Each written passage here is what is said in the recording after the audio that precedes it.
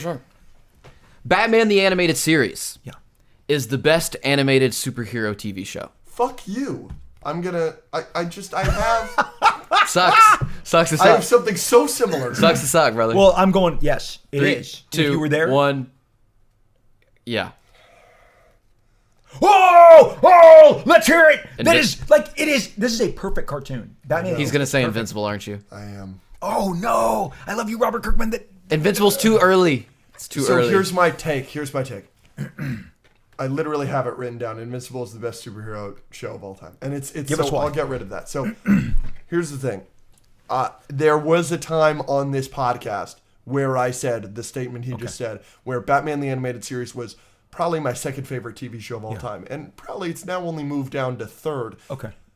I love it so much, and like you said, it is perfect. And the animation, which is something it has way over Invincible, is gorgeous. It's so good. And the character design and how innovative it was, right? Invincible is copying the book. It came from the book. Right. Batman the Animated Series created Harley Quinn. It is a revolutionary show, but God, Invincible has just shocked me time and time again. And with its quality and with its story and how much I care about those characters. Batman's my favorite superhero, and a big part of that is Batman the Animated Series, but I think I'd love Batman without that show. But I don't think I could even like... I know the book is great, but I wouldn't like Invincible nearly as much. You go. Without it. I mean, I think Invincible's up there, obviously, but I mean... We've gotten a lot of superhero animated shows, right? Even back then with Batman, we had Superman the animated series, we had Justice League, we had Justice League Unlimited. You know, we've had Batman shows since then. We've had a ton of different Spider-Man shows. Yes, they're all Teen Titans. Teen Titans is great. Yes, Young Justice is great. But like when you think back on, like you said, what was so revolutionary, the art style, what I remember most from my childhood, it's just so tough to beat Batman the Animated Series. But I would put, obviously Invincible's great. Invincible's still going as well, right? So I kind of want to wait. And it is. There are only 3 seasons of Batman the Animated Series. We've already usurped that coming in March. That's a great point. So Invincible. Here's my take. It really, as much as I love Robert and Corey and Ryan and all those guys, and they know how much I love it, and I call and I tell them because Invincible, my son was 23 years old when he called me from Texas and said, "Dad, I now know why we had Invincible comics all over the house when I was a kid." It's where I fell in love with Robert. It's where I became friends with Robert. So I believe, so my barometer, I don't think the Invincible cartoon is as good as the comic book. Because I believe the art, as good as Invincible is, so here's my thing. Batman, the animated series, is the best representation of Batman ever. Above the Nolan films, above everything. I think it is the best, best representative of his world, his character, and the way he looks and the way he moves. And I remember after the Nolan trilogy, a couple of different critics I really liked were like, can we get out of this realistic take on Batman that's grounded and move to making a live action version of what we love with the Paul Dini, Bruce Timm, because it's that. And so that's probably 2013. I'm reading that. I'm like, yes, a movie that looks and moves like the animated series, because everyone believes that is the best representation of Batman ever. I don't believe the Invincible cartoon, as good as it is, and one thing the Invincible cartoon has going for it, and it is, I'm going to go hard in on this with Deadpool again at the 10-year anniversary, because the main thing, Superman Batman, the movie, or Batman versus Superman, whatever, was deeply affected by Deadpool, which had opened about 6 weeks earlier, because Deadpool came into the zeitgeist and immediately changed everybody's mind about what a superhero movie could be. And I remember my son, who at that time is 16 years old, we were watching the NBA games that are on in January and February, and they're playing constant Deadpool ads leading up to it, but then they're starting to play the Superman Batman. And one of the trailers, everyone was like, and my son was on the beanbag, and he looked back, he goes, is Batman vs. Superman a parody? Is it really? And I'm like, you're only saying that because Deadpool. You're only saying, you've now changed. And when Invincible is done, we haven't had a superhero cartoon that has this level of violence, massacre, devastation, and mature. So I think that elevates it too, because I think there are my son in his 20s is still a kid at heart. Just like we're all kids at heart. We try and bring that kid with us. And we're like, I can't believe I'm watching this. I can't believe, and I think Invincible, subject matter, tone, content is elevating it above what I believe is art that is the actual animation is not on the same page as that animated series. So this is, I'm trying to just approach it, but I get it. You love it. You got the Invincible right here. I love that you love it. Robert Kirkman, do not call me being mad at me over the Battle Beast and over this. I am totally not getting invited to anything anymore, but I got to be me. I got to be me. Let me just counter real quick to finish something that you said. There is a great argument. There are a million arguments as to why I think that the Invincible book is better than the show. Yeah. But then I think that it's a two-way street, and I'll give you examples of each. The fights in the comic. Mm-hmm. It's the brilliant thing because none of the fights are violent. It's a classic wham, pow, whatever. It doesn't have the bubbles or anything. It's not Adam West, but it's a softer fight, and then it's the Omni-Man fight, which the show fans see at the end of episode 1, and that's the brutal violence. And so when the fighting gets serious in Invincible, that's when that is a brilliant change that I wish they included in the show. But every fight in the show is very violent. That's something that's brilliant. That's a brilliant writing choice that I love so much about the book. But then there are things that the show does that, in my opinion, tremendously improve upon the book, like the Conquest fight, the monologue that Conquest has to Mark, where he's like, I don't have a name. I have a purpose. That's not in the book. Okay. Him making the heart in space with his blood. Those moments aren't in the book, where the show has tremendously expanded. We will talk about him in a minute. My co-host here is a huge fan of the character Cecil, who is just a dick in the book. Is much more of just an asshole, but he is this very interesting, nuanced character with a backstory where Andrew can make a real argument week after week, sitting in this chair going, no, I think Cecil's right. That's a real argument. He doesn't have that in the book. In the show, you have that because the show has expanded on those things. So in that way, I think that the show has improved upon the book. So I just wanted to say that. I understand. My ultimate breaking point is, and I'm going to go back to the Deadpool thing too. The reason the Deadpool 2016 movie, and I'll say it, is the best, and I told them all at the time, this is the best iteration of Deadpool ever. So that movie is because some of the Deadpool runs, and it's why they got canceled and why Marvel, I even said, why didn't you guys do more when you had it? But they made him too goofy in the 2000s. Deadpool became kind of a stupid Mad Magazine kind of goofy character. In the movie, he's scary. You remember, he's killing people. They forgot that there's a violent component, an action character component, also a heart. The love story between him and Vanessa is never better than it is in that movie. Oh, no question. No one, none of us, none of us touched that. So Rhett Reese, Paul Wernick elevated the Deadpool movie to that 2016 original movie is better than any Deadpool anything anywhere ever. Okay, so Batman anime series is the best Batman anime. Sure. I think it's the best. I just can't put Invincible above there. Sure. So but here's the deal. We're just arguing 1A and 1B. Yeah, absolutely. Mm-hmm. So they're both great. We're going to talk about some dog shit in about a minute. Dog shit! I'm glad that we're all talking about things that we all adore. Okay, I love it. I'll go. The best live-action Spider-Man movie is Spider-Man No Way Home.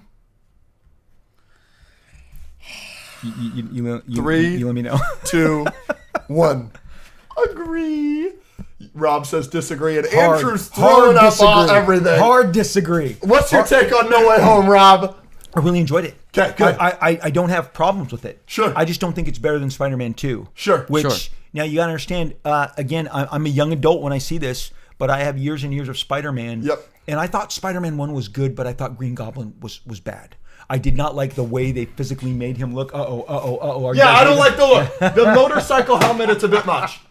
It's a bit much. I will give that to you. I couldn't take him serious with this. I don't know. It just didn't. But the Doc Ock is, and come on, that scene where he stops the subway alone. Yeah. Is one of the most incredible. It raises above a comic book movie. It elevates to just a great story, movie, cinematic moment. And I was like, whoever thought of this? And the strain. But I just think the build-up, Act 1, Act 2, Act 3, I think Sam Raimi, it is his perfect movie. Now, I don't know what the hell happened with 3. Don't even get me started. I think... Avi Arad. Yeah. He's easy to blame because Avi was there on 1 and 2 as well. Sure. Avi is still there. I've met Avi, talked to Avi. Rob, you make hardware and software with cable. I like it. Okay, I have hung out with Avi. Yeah. So... You can't say it's all him because he was there in 1 and 2 as well. But I think indulgence. I think they just got way indulgent. But No Way Home was a great movie. I was there for all the moments. And I think also it took us out of a really sad time in society. It brought us back. It was a great, it's one of the great, look, Deadpool Wolverine doesn't happen without No Way Home. Well, they saw that and they're like, more of that. Yes. So it definitely, if they're changing the editing on Suicide Squad because of and Warner Brothers will tell you, they're like, we have to recut Suicide Squad and make it reflect Deadpool. Yeah. These things happen in real time. Yep. This movie does not happen without No Way Home. So No Way Home is tremendously important. And once again, I'm arguing a 10 with a 9.9. So, sure. That's where my disagree. It's just I think Spider-Man 2 is the best. What are And I can tell I hit a nerve. I want to get this back. I clearly you have favor for him, right? You love him. That performance is unbelievable. You can't deny the performance. He's great, but this costume was wanky. The first sentence you said was, "I don't like the Green Goblin in that movie." Okay, this is what I'm talking about. Okay, that I'll give you a little bit more. That's why they smash it in No Way Home. You like that scene, huh? Willem Dafoe has this amazing goblin face, and you don't make him the goblin. No, he's great. I just you call it the motorcycle helmet. It is a motorcycle helmet. I'm talking about the aesthetic. Sure. Okay. At the end, when Toby is torn up and he looks like a Todd McFarlane cover, I'm like, this is awesome. Just don't show him again. Yes. All right, I'm gonna try and. So what would you rank as some of the lowest Spider-Man movies? I don't want to get in a fight with you. I've already told him I'm gonna meet. I'm gonna. Where is it? Electro. That's the worst one. No, it's not. Yes, it is. No, it's what's not. worse? No, what's it's worse? not. Tell me what's Spider-Man worse. 3 is worse. Okay. Oh, you're okay. No, it isn't. I actually, it is worse. Yeah. Okay, I'll take that. I forgot. I'm old and I'm not shuffling. No. Spider-Man 3 is the bottom of the barrel, and then right above it is that. No. Yeah. Electro is so bad. So bad. Jamie Foxx, Why? what movie were you in? Yeah. Because he's in a campy movie. Yeah. The performances don't line up. Yes. They are. Everyone else is in a different. Like Garfield and Emma Stone are in one movie. Yes, they are. And then Jamie Foxx is like, I'm in a Joel Schumacher Batman film, and I'm like, he is. these two dynamics don't That doesn't make any match sense. up. And how about Dane DeHaan? What the hell is Dane DeHaan Green Goblin doing? That one I'll give you. Oh, and the makeup is terrible. Yeah. No. When before he becomes Electro, he is. I felt like they were trying to do Jim Carrey in Batman Begins with the Riddler. They were trying to do Batman Forever. They're trying to do a Riddler riff on him, where he's kind of this goofy guy, and then I'm a brilliant guy. But I got to be honest, it was really tonally. Paul Giamatti Rhino is giving a different Schumacher performance. Here are the problems with TASM 2 that I will give you. Dane DeHaan, Green Goblin, not good. Yeah. They tried to put too much into that movie. Agreed. Okay. That's it. I do. So Amazing Spider-Man 1, when it came out, and we were all saw it and talked about it, and I think everybody saw so much potential with this world, this cast. Yeah. And then they delivered. And that was awesome. You beat me. Okay, here's the deal. Then it was just a sloppy mess that killed the franchise. Yep. That killed. So just. I respect that you felt that way, and I hate this, but it's just like losing a game by a missed field goal or whatever. I mean, sometimes the reaction. Yeah, no, I get Amazing Spider-Man 2 tanked for sure that entire endeavor, which Andrew Garfield deserved better. Emma Stone, well, obviously she was never making it out of that movie, but even that, like you understand that's the beginning of my comic book career reading. Like I was trying to tell my wife the other day, like the Bronze Age begins with the death of Gwen Stacy. It represented a darkness that comics had entered that had never experienced before. Nobody's girlfriend died. Nobody's girlfriend died in that way. It was this horrific, and then sends Spider-Man on a vengeance. I just feel like it fell short. But I respect. I actually. That's gonna haunt my dreams. Yeah, good. It took me about a decade to purge it, and now it's back. Look, here's and then the way he talked. His mumblecore. I was like, what is this? What is this performance? Yes. Joel Schumacher. Okay, anyway, but you love it. That's great. Yeah, because I think it does multiple things better than any other Spider-Man movie. Multiple things. I think it has the best action. I think it has the best love story. I think it has the best suit. I think it has potentially the best soundtrack.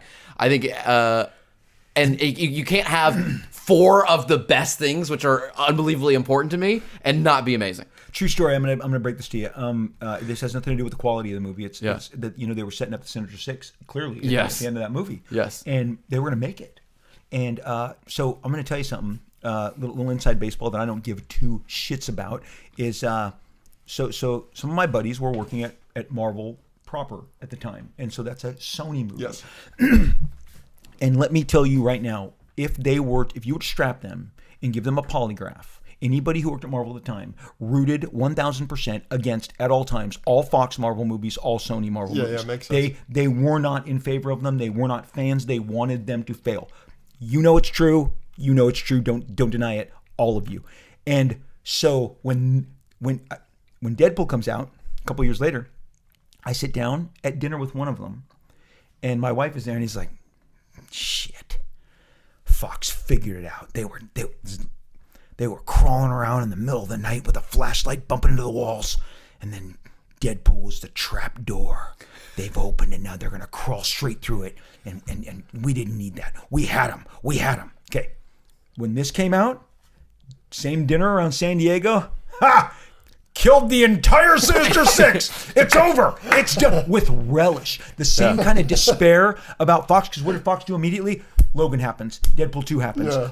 Like suddenly they're like, we've got this R-rated thing. Hit the go button. Go. Yeah. And suddenly Logan is a classic. I mean, they relished Amazing Spider-Man 2. They're like, yeah, killed all of it. Yeah. Sinister Six is over. Yeah. That's why I remember that summer going, these guys.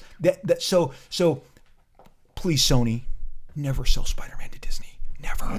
Hang on to it. Emperor, whoever you are that owns Sony, never sell it. Please keep it away from them. They want it so bad. Keep it away. I just made about 100,000 enemies because all the fans want to see everything together. Yeah. Of course. Get the hell out of here. Okay, we want to do one more, and then we'll go to the Patreon. Man of Steel sucks. Yep. Oh, this is breaking my heart. 3, 2, I have a similar one. 1. Agree. Disagree. Hell no! Hell to the no! You're telling me TASM 2 is bad, but you're going to defend Man of Steel? That's awful. That's awful. That's an awful That's awful. I will defend that movie to my grave. Man of Steel? I think it is fantastic. Man of Steel? Yes. The worst superhero movie. Oh my gosh! There isn't one worse. You are on all the drugs. Where is the coke that you did before we started this? No. Where is the heroin? Stone cold sober. He's correct. No. I just don't. Batman and Robin. Schumacher. Better. Oh, okay. Now you're foolhardy. I'm not. No, the only one that's worse is Batman v Superman. Look, here's the deal. I loved it. Why? Well. You're talking about performances in TASM 2. Name a good performance in Man of Steel. Oh, Cavill. Bullshit. You can't even pronounce his name right. No. Is it Cavill? Okay, whatever. Bullshit. I should have just said Henry. Yeah. Bullshit. I love. River. Okay, who's the guy that played Grodd? Grodd. No, Zod. Yeah, fucking Michael Shannon. Zod, also terrible. I thought he was great. No, this is awful. Amy Adams is dog shit.